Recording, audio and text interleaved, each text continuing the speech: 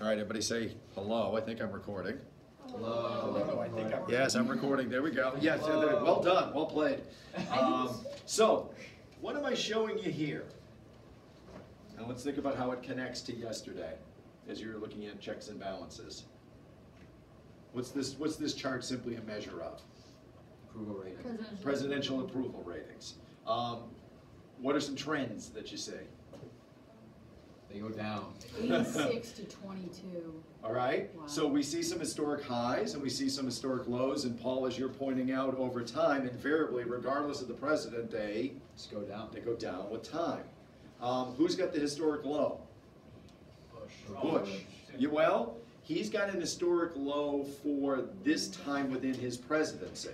But his numbers are, at this point, better than, you know, what is he at, 38% approval rating, right?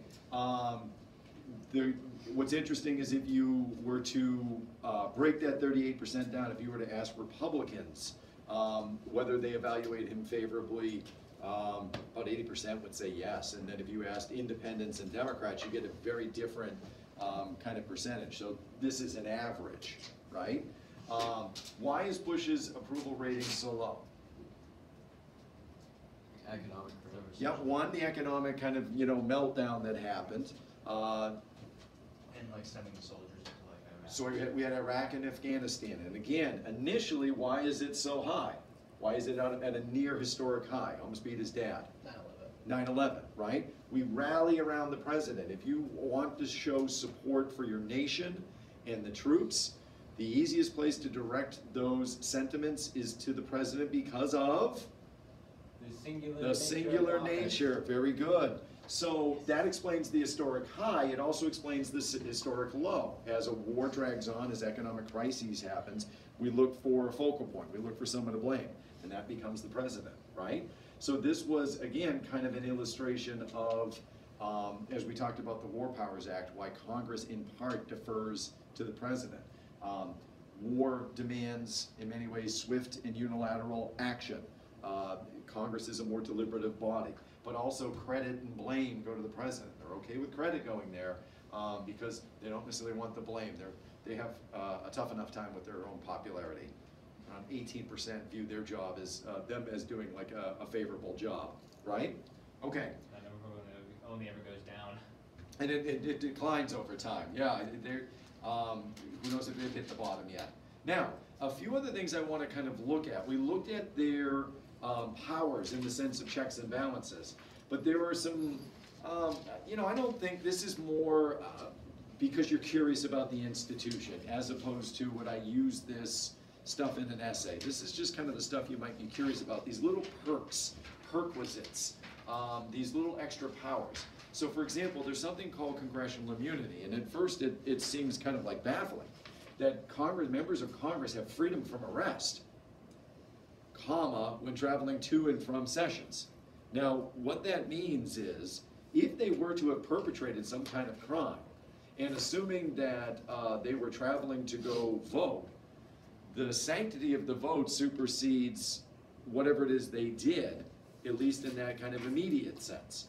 In other words, they're not free from prosecution. They're just free from arrest when it's going to impede on their ability to vote. Okay?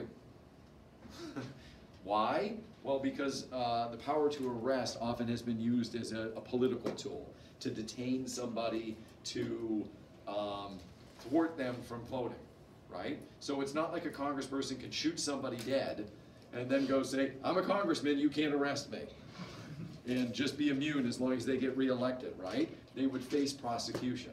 But we don't want to use the power to arrest as a power to subvert the democratic process. So that's a kind of interesting one. They also have an expanded freedom of expression, probably greater than you and I. If I were to malign your character falsely, and I did it in a verbal way, what is that? Slander. That's so libel and slander are the two types. Which one is spoken? Slander. Slander, right? Libel is when it's Written. in written form. So when they're on the floor, they're saying things about fellow members, about their opinions on a whole host of things, and they're saying it verbally, but it's also going in the congressional record. Can I hold them, if it is false, if it turns out they're maligning somebody falsely, can I hold them to the same standard of libel and slander? Turns out no. Why? Because again, that would thwart the democratic process. We've got to have a kind of an idea of an expanded, freedom of expression there that makes them immune from libel and slander. Because otherwise that would inhibit what they say on the floor, and that's not democratic. Right? So that's kind of a cool one. They can talk smack. All right, compensation. People are sometimes curious about this. Is this a good gig? Would I someday like to be a congressman or senator? Well, sure, it pays pretty well. What you're looking at is three-figure salary, close to 200,000. Current salary set in 2009 Six-figure salary. is, excuse me, six-figure salary. What did I just say? Three I've got a figures. three-figure salary. Three figures on the other side of the comma. Three-figure salary, actually. So you're looking at a six-figure salary that's close to 200,000. What's really cool is they get to set their own salary. Huh. Yeah, according to the 27th Amendment, they get to set their own salary. However, again, there's a comma, that pay raise does not kick in until the next congressional cycle. You get it? So if you don't So get the next 2 reelected, the years. next person can But get it? So let's say if I was controlling my own salary, what do you think I'd set it at? 1 million. I might double it, I might triple it, I might set it at something astronomical, but my ability to get that raise is contingent upon the voters affirming that, essentially voting me back in as a show of support, right? So essentially the fact is that the voters get to weigh in on that pay raise, and therefore it doesn't kick in, and therefore they don't really take it. They've even got built-in COLAs, or cost of living adjustments, that help when the price of inflation, kind of makes the cost of things go up. They don't take those typically because there's bad optics to it. Paul? So, with that, what's that term that we were talking about, like riders, when they like put Yeah, things in the so bills? essentially in plain terms, it's called an earmark if I'm adding something to a piece of legislation that benefits my district. Or is a specific kind of way to direct spending. If the Senate is tacking it on kind of randomly, it's called a rider. If it's abusive, it's called pork barrel politics. Okay, so this would probably be pork barrel politics. Well, if you could put that into a bill so people don't really. I guess, like if you hit it, but it works separate. It would be a standalone piece of legislation typically. I suppose if they hit it some way, like if they built in some other benefits for themselves, like health benefits, that might be a way of sneaking it in. So how do they make it aware that they're trying to get a raise for Oh, themselves? the press will cover that. That tends to, the optics are really good on that. The So- story's really good on that. So, like, if they don't vote for them, they're not approving the raise, or? So let's say again, I voted myself a 200% raise, Yeah. right? That raise does not kick in until the next election cycle. That gives you a chance, not necessarily to kill the raise, Yeah. but to essentially say, let's throw the bums out. And the people coming in Yeah. have a clear message as to what they need to do to kind of keep office, Yeah. arguably. Again, this is So- kind of a single issue So election. they get a raise then, or do they get the raise? Yeah, the raise kicks in, It kicks- but if the public doesn't like it, there'll be a public backlash that causes that next incoming group perhaps to reverse it. Yeah. All right, yes, Is this? I knew this one was fascinating for you guys. Is this for, does each, leader, does each senator, representative get to determine their own, or is this in general? They would have to do a majority vote to do So this. they all have the same salary? They all have the same salary. Okay. Yeah, that's a good clarification there. So, cause I like the idea that, the 27th, the last amendment, in Yes. the 90s, finally they're limiting their own salary. So before this, could they just go, let's get more money? Yep, they Nice. could. But again, there's an optics to it. There Right. is a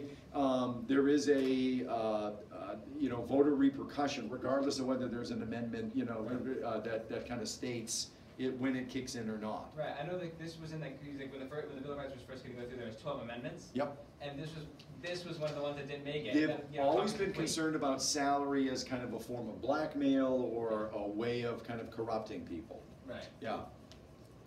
So, if someone gives themselves a pay raise and Yep. the public backlash, do you lose political capital. Esteem. Yeah. Yeah. Again, what I'm stressing though is you might even lose your office, let alone kind of the damage to your reputation that makes you ineffective. Now, notice again the leadership positions get paid better. They have to do a lot more work, right? And again, as you're looking at it, there's, you know, I don't know, that salary looks pretty good, especially when you contrast it to, say, a teacher's salary, right? But what I want you to kind of think about is what would these individuals, who arguably are some of our most intelligent, elite individuals, make in the private sector? And just as I don't have it up, but at some point, you know, I'll kind of pull it in. Forbes does a listing. They like to do lists. Everybody likes to do listicles because lists are easier than actually reading articles. But they have a list of like the wealthiest individuals in the world in the United States, and typically sitting at the top, Bill Gates, who in 2016, when I last checked, was worth $81 billion.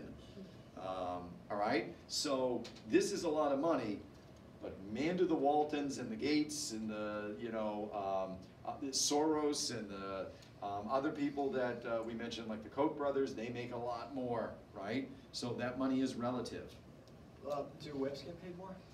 Do whips get paid more? Again, you would, I don't have the salary for the whips, but yes. Or like Because- secretaries? Yep, so any administrative position would have probably a little bit more money. I'm about 90% certain on that. All right, again, we're gonna, a lot of questions on money. Yeah. Go ahead. And this also may seem like a lot of money that they're getting, but they're gonna get, well, some politicians are gonna get a lot more after they get out of So good, politics. you're my kind of, let me, I'll come to these other two questions here real quick. That's a great turning point for me. Because the position itself has a lot of value to the private sector. So for example, typically like when presidents retire, oh my God, do they make money by going on a speaking tour? Well, congressmen too are valued for their speeches and for presenting to different groups, and they typically get compensation for that. There was enough concern in the 90s that they said you can't do that anymore, that you can't you know, go make money by doing a bunch of speeches and writing a bunch of articles. You're gonna have to wait till you're out of office to do that. And similarly, if you have a side hustle, because a lot of them had, you know, hey, I'm gonna use my position and do things in real estate or do things in the business world. They basically said any kind of outside income, you know, has to have a ceiling to it. It can't exceed 15% of your salary. We gotta be careful with gifts and things that you receive. So there's a whole, you know, classification of what qualifies as a gift and what amount of you know, what value, dollar amount the gift can kind of have. But what you're mentioning, Paul, is the revolving door concern. And again, this is a huge reform issue we'll look at more. Did I go into Congress simply to kind of get an insider's kind of credentials that I'm then gonna parlay into, you think they make money here, you should see what lobbyists make, right? I'm gonna parlay that into, you know, a lobbyist position, and then I'm gonna make a huge amount of money as a result. Well, essentially what they've got is kind of cooling off periods. That's the only way that they've kind of put the brakes on it. What it says essentially is you gotta wait a year or two depending on where you're lobbying. If you're lobbying something related to your previous area of expertise, you gotta wait 2 years. Otherwise, you can go kind of lobby a little more directly after a year, right? So that revolving door is kind of tricky too, because a lot of lobbyists also use that experience, you know, that expertise to perhaps translate that into coming into government. And again, the question is, are they, you know, governing in a way that concerns all their citizens? You see a lot of like business insiders, for example, that are atop cabinet positions and other, you know, positions within our government today. Why did we do this? Like, why did we allow them to set their own pay? Well, you know, honestly, I think if you left it to us, I don't know if we'd ever give them a pay raise. And we want to make it competitive, right? You know, it's a funny balance. We want people to go into it for altruistic reasons. You know, I would love, teaching is kind of a similar thing. You know, most people go into teaching because they feel they have maybe a certain skill set and talent, but there's this desire to make a meaningful kind of impact. If people came into teaching for the money, I don't know, would it be, what would it look like? But on some hand, would you get some of the best if the money was much better, right? So there's that balancing act. What we want within Congress is some of the best of the best. So you gotta give them some kind of salary that's competitive. But we don't want it so high that they're not there for their altruistic reasons. So, again, if you left it to us, they'd never get a raise. All right, I gotta keep the trains rolling. Things that we could kind of, look at and listen to as we go on. Like I said, I have the list, but I wanna kind of keep things going. It's kind of fun to scroll through and see who makes what kind of money. I brought up the list of the most rich people in the world. As of 2017, Bill Gates still rich with $86 billion. Yep. Is that the world's? That is the world's. So where's the Mexican Is that the top Telecom guy. telecommunications? He used to be number one. I forget his name. Carlos. There he is. 54.5 billion. 54.5. All right, so Bill Gates. Bill Gates gives a ton of money. They all do into philanthropic things too. So that sometimes affects his net worth. Carlos Slim's at number 6 now. Oh, all right. And Zuckerberg. So I forgot about Zuckerberg to add him to the list. Now, other kind of cool perks. Perquisites, again, kind of explaining some of the cool things they have. You've seen a little bit, they have a suite of offices, and by that I mean there's, let's look at it this way, the reception area, and then this rabbit warren of cubicles, where, all the staffers are kind of jammed in, but then a pretty swanky office, that's at taxpayers' expense. And rightly so, you gotta give them a place to work. But they also have a budget for their offices that are within district as well, right? So they've got a budget for staff, for travel, for operating costs. Look at the size of the budgets. This is a small company when you think about it. And, that's, it takes money to kind of run a small company. When you're talking a staff of like, say, 55. And these people, are working in government service. They deserve certain benefits and perks themselves. So, there's money to kind of run that budget. There's money for office space in their home district. They have to travel a ton. I think I said it was 36 times. We're going to see if that's accurate. They, have to pay for that out of, some of it has to come out of pocket, some of it's kind of budgeting, it depends on what type of travel it is, but they get compensation for the mileage, which is pretty good. When you get a job, if you get compensated for the mileage, it often, depending on how you do your transportation, the compensation you get exceeds the actual cost. You put a little money in your pocket that way. Question? This is kind of a minor question, but like, do the Senate and House staff make like minimum wage and stuff? Oh, no. So, again, I think it was Kerrigan or Angela was just amazed at the fact that they'll have interns that work for free, Yeah, right? mhm. So interns will work for free, but staffers will make okay money. Maybe not as competitive as certain other industries, but again, it's an industry that people are dying to get into because they want to do things that are meaningful, and they're often willing to, it's a double whammy. Not only is it more competitive, salaries might be substantially lower than what's in the private sector. If you go into the bureaucracy, that's where you might start making a little bit more money, especially as you work your way up through the bureaucracy. They have step and scale. They're kind of, there's this G scale. You're a G10, you're a G11, you're a G12. And with that experience comes more salary and kind of lifetime benefits, typically, all right? One that often kind of is amazing to people is this thing called the franking privilege. They have, free internet and free kind of phone service, but we still occasionally use the Pony Express. And what they're able to do is use their signature as a stamp, essentially, all right? I don't remember what a stamp is anymore. What is it, like 40 cents or something like that, right? If they are sending out all this mail to constituents, that adds up. But can someone tell me why this is a democratic necessity? What does democracy depend on? Exchange of ideas. Yeah, free and open exchange of ideas. If there is a financial impediment to me answering your questions and informing you as to what's going on, that thwarts our democratic nature. So we want to be able to pay for it, right? We're going to see in a minute how this probably gives incumbents a little bit of an advantage. Maybe, I don't want to overblow it, but the incumbent gets to send out free mail, the challenger doesn't. This should be related to work time, that kind of activities, but sometimes, it's also like, hey, remember me. Should do the staff literally have a stamp of the guy's signature? Yeah. Just, stamp it? Yeah, and again, we'll see in the Capitol at this point, there's post offices and things like that. So we're going to get into We're gonna get into that in a second. So what else do you have? Well, you have health and retirement benefits. We're debating about healthcare and whether or not we make it available to all. Well, Congress has made it available to itself. They have a federally run healthcare program that takes care of them pretty well. They have a pension program. So a pension program, you typically pay into it through like employee deductions, but what it is it essentially guarantees you your salary for life when you hit the right retirement age and years of service. It's there for teachers, where I'm gonna get 80% of my max salary for life if I hit, like I said, the right number of years and the right age.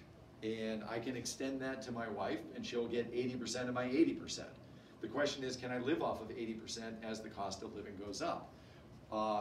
I don't pay into Social Security, and I used to when I was in the private sector, but we don't pay into it, therefore we don't get those benefits.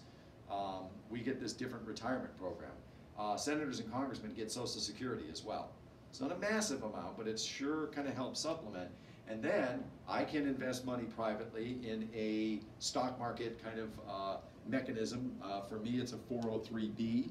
For them, it's a 501K. They get 3 kind of supports when they retire. And you ought to think about that, because you're going to find that any one is probably not enough.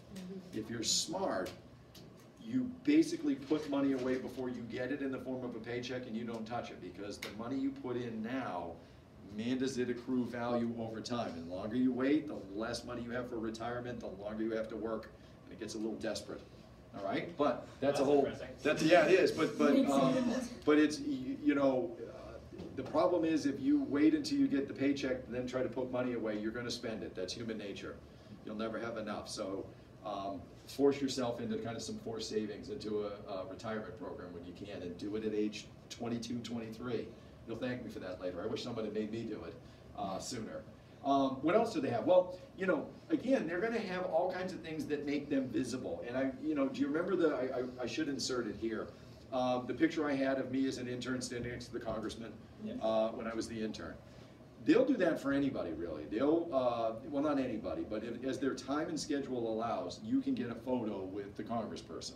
Do you think that's worth lifetime votes, to have a picture of you standing next to that congressperson, right? So that visibility, whether or not it's just kind of in a general broadcast or something like they have called up the photographer, let's get a photo with your group, that is lifetime kind of goodwill.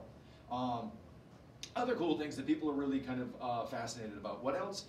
Most of these things we're looking at are things that make the job, I guess, desirable and therefore easier to do. We also include some conveniences. People are fascinated when they go to the Capitol and they discover that there's an underground labyrinth of kind of tunnels. And having worked there, it is a labyrinth. Like, you get lost. It's hard to kind of find your way from one place to another. So again, I probably ought to have the picture up here, but you remember the working buildings I talked about, the Cannon, the Longworth, the Rayburn, the Hart, the Russell, the Dirksen. There's tunnels that connect those working buildings to the Capitol so that you can get there really fast. And look at all the stuff that's there. There's stores if I need office supplies. There's a barber if I need my hair cut. There's, similarly beauty salons if, we wanted a little more gender specific, I suppose. I can get my shoes shined and fixed. I can drop off my mail, I can do my banking and visit my credit union, I can eat in, kind of low grade kind of stuff. Here's a vending machine kind of snack to higher end cafeterias. I can work out. The workout places include things like, swimming pools, saunas, steam rooms, those kind of things. Why? Well, do I want the members kind of taking 40 minutes to go do their banking elsewhere? Or do I want the conveniences all there to kind of speed them along? Okay, again, we're fascinated with this stuff. Alright, so this is a really weird question, but I know that you actually worked in the Capitol. Yeah, so you I might don't know if I know the answer. Alright, so Briefly. were you allowed to be in the food court and stuff? Yeah, there are member-only dining facilities, but there are these, public kind of cafeterias. And people, when they go there, think it's really cool, it's exciting. But really what you're doing is having food on trays, just like you would at school. But it just seems cooler. So what I kind of wondered was, is it just stuff from the Capitol, or is it chain fast food restaurants? A little bit of both. A little Alright. bit of both. So You can there's like- find, you know, like you might go into a particular cafeteria and there is a section that is like, okay, like yours right now with a cold cut station. Oh, good, cold cuts. And this one over here is pizza. Maybe it's not Sbarro, but it's pizza, right? So you do have these kind of food stations that people are So like fascinated by. so like you could wind up, so like these senators, these congressmen, it's not just like, so it's like name brand foods they can get, like they can go Sure. and get like a Big Mac or a Royale with cheese. No, they don't, because that, and again, I'm speculating partly here, but I think there's a danger to beginning to favor one corporation as a food Right. vendor versus another. That's what I was gonna say, So like- again, this is years and years back, and I haven't, you know, seen it recently, but I don't remember any, you know, name brand kind of companies. I just remember food stations in a So sense. there's no Um, Congress-only McDonald's. Yes, I mean, but again, you know, capitalism has a way. All right, quick question. When I went to DC, they had those tunnels under like the Library of Congress too. Yep. And so like we went under them and we actually got kind of lost because they were, It's like, real easy to do it. I mean, they're pretty, you know, this was student art that they put up, so there's often things that they try to do to make it a little more aesthetically pleasing, but it's, you know, it's a labyrinth, it's a hallway essentially, and you're underground here. And it's easy to get turned around. One of the things they have to speed people along, and this is like people's favorites, they lose their mind, are underground trolleys. That's very unimpressed McCain. Yeah. That's, you know, I picked that photo intentionally because you would think he'd be going like, wee, isn't this the greatest? But McCain is not amused. All right, so that ends the kind of the fun, silly things, but keep in mind, on some level, these are things that make the job maybe a little more enticing and a little more convenient. It makes the work a little easier. My last thing that I want to kind of focus on is looking at incumbency and beginning to kind of explain that 90 to 95% incumbency rate. There's about 6 factors that help explain it. So this, depending on if I'm able to make, I got a lot of questions again today, so we're killing my pacing. But if I get through all 6, this is your warm-up tomorrow, to think about all these factors that increase the odds that the person holding the office will win re-election. And you start with name recognition. Now again, when we do, like for everything, I have this little simple rule of thumb. Like for reform, what's the rule of thumb? Transparency, right? For explaining differences between the chambers, what's the rule of thumb? Numbers. For elections, the rule of thumb really is keep it simple. We like simple.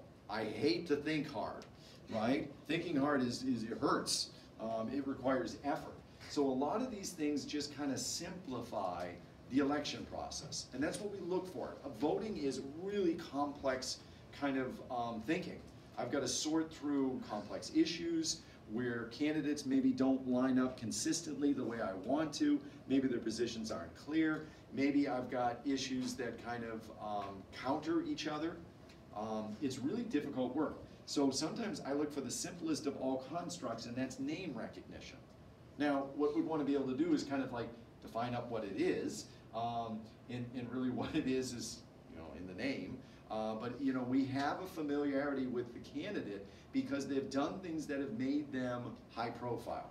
They've been considering thousands of bills, they've been on committees, they've attended countless events. These are public, even the private ones are all documented. And essentially what I do when I go to the polls is I go in and somehow I followed some of that, maybe not directly, but their name has kind of like come up several times. So I go into the voting booths and I know this name and I don't know that name, right? When people go to vote, typically they're more likely to go during presidential elections, right? By what percent vote during presidential elections? Around 50%. During the midterm elections, when there is no presidential race to kind of bring the excitement, what percent go? 20. 25, Little higher, 30. around 30 to 40%, right? So what you have to picture is people aren't as interested in these congressional races, and a lot of them, you know, will go because of the draw of the president, right? We feel like that's the most meaningful position to vote for, even though your congressman and senator may have more of an impact on your everyday life. So those people go in and they know who they want to vote for president. Do you think they know who they want to vote for Congress? They don't even know who's who. And so they're going to rely on name recognition as that simple construct. Now, these are interrelated, so these 6 factors get a little tricky because they're really interrelated. In part, they get name recognition because they had all this experience, right? And that's another reason you'd vote for them. That's a simple construct. I've got a choice between hiring 2 people, one that's done the job, one that's never done the job. Is that a no-brainer? You know, the only reason you would vote, you know, you wouldn't vote for the person that's done the job is if you're in that mood of throw the bums out, that we need change, that, you know, that person isn't really doing their job well. And chances are, as much as you don't like Congress, you probably think your member's doing a pretty good job because they're bringing home benefits, right? And that will come up here in a second. So again, this simplifies a more kind of, you know, complex issue. They have the experience of doing the job, and that gives you confidence in voting for them. That experience also lets them do the job better, and you'll probably evaluate them higher that way. They know when to introduce legislation. They know how to kind of get into positions of leadership. They know how to kind of attach those riders that bring benefits to their home district. And as they do all of this, they get a legislative track record, okay? So some, I might just be voting for them because that person has already had the job. But maybe I've done the work and I've kind of seen where they stand on the issues that matter to me. They have a documented history that lets me vote for that person with confidence. So let me show you an example. Interest groups literally create report cards for members. And so if I have a single issue or a kind of key issue that matters to me, I can kind of look up and see that the delegation from Alabama, by and large, except for, you know, District 7 here, got an F when it comes to the National Education Association's evaluation of them. And so if you don't like them, I don't like them. And here's a more conservative group, you know, looking at candidates here, and they'll tell you how they voted on certain issues. And I can click on those things and open it up and figure out that, you know, this vote was in favor of the American Conservative Union, that maybe I like this person, right? So there's a report card on them. That legislative track record also might include a history of bringing home the benefits, right? Again, you know, we talked a little bit about earmarks and riders and pork barrel. Some of it is just what's called casework. You know, you have an issue that you need the government helping you sort out. It might be something as simple as I'm not getting my benefits. I'm an older person, I'm on Medicare, and I have this plan for my prescription drug benefits, but it's not covering the full cost. I can't afford it because I'm on a fixed income. Can you help? I'm a veteran returning from combat. I've been injured. I need medical attention, and the VA is got me 8 months out before I can go get medical attention, right? So you might go, you might, again, immigration status is one thing that we saw a lot of those resolutions kind of helping out with. Maybe I have an immigration status issue. So it might be something within district. You might just have like a noise issue, or my God, the sidewalks and the streets around. There's a pothole the size of the Grand Canyon in front of my house, right? And you would really call local people, but if the local people aren't, you know, getting the job done, you call the federal people and they put pressure on the local people. So any of that work is called casework. And that's what the staffers, you know, work on. Again, the other thing they're going to do is bring home the benefits. We hate Congress as a whole, but we love it when our members bring home some benefits. So they're either, you know, an earmark, like when you're reading a book and you fold it over, right, the corner, that's called an earmark. Well, picture them doing that in legislation. Here's a kind of a spending package, and here's a little bit for me, for a bridge, or a road, or building, you know, maybe there's a kind of a naval yard we're going to construct, or a barracks that we're going to construct. I'm going to put a little money aside for me for a specific project. If it is seen as basically federal funds that are going for a narrow specific benefit that just benefits the state without larger benefits, we're going to call that pork barrel. And again, I mentioned that that comes from barrels of pork. In particular, you know, pork that you brine, salt pork. And, you know, the idea was this was kind of a measure of wealth if you had the salt pork, and then you would feed it to the sailors or the slaves who were understandably ravenous, and they would eat with a kind of a gluttonous fashion because, well, they were starved to death and mistreated, right? So the origins of it are a little, yeah, a little questionable, I suppose, but I think it's good to kind of know where it comes from. At any rate, when I look at the amount of pork barrel kind of politics, it's not as much as you would think, but the optics on it are bad, and optics are important. It's 123, there's this great advocacy group called Citizens Against Government Waste. And they are a great source for you to go to kind of follow the money. They'll do great reporting on it. And one of the things they do is they give a Porker Award or an Oinker Award, I forget what they call it, for the person that basically has passed the most self-serving legislation. And they get this dubious distinction. Well, since Public Spotlights have been putting on it, in 2016 there were 123 things that classified as pork barrel politics, to the tune of $5.1 billion, which is a lot of money until you compare it to the overall budget, 0.15%. And if these guys weren't directing the money, do you think someone else would? It would be the executive branch and the departments and agencies. So what we see is a little bit over time, the Public Spotlight has brought some of that spending down. Real quickly, there's some examples of Pork Barrel Hall of Shame from CAGS. Poultry research, screwworm research, grasshopper research. Why was the World Cup considered? To look for like a host site. Now, each of these seems kind of ridiculous, but I want you to think as you walk out, are there benefits to a dinosaur exhibit museum? 2002 Winter Olympics.